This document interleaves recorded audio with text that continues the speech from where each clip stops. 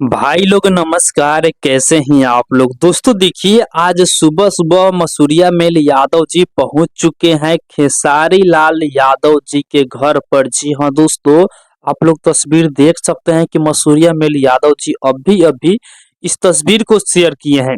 दोस्तों इस तस्वीर में आप लोग देख सकते हैं कि खेसारी लाल यादव जी के पिताजी है और उनके बड़े भाई है और मसूरिया मेल यादव जी हैं, जो कि मसूरिया मेल यादव जी खेसारी लाल यादव जी के पिताजी को पैर छुए हुए हैं और काफी ज्यादा मसूरिया मेल यादव जी मुस्कुरा भी रहे हैं। और ये तस्वीर खेसारी लाल यादव जी का जो नया घर बन रहा है वहीं का तस्वीर है। वहीं पे मसूरिया मेल यादव जी खेसारी लाल यादव जी के पिताजी और उनके बड़े भाई से मुलाकात किए हैं।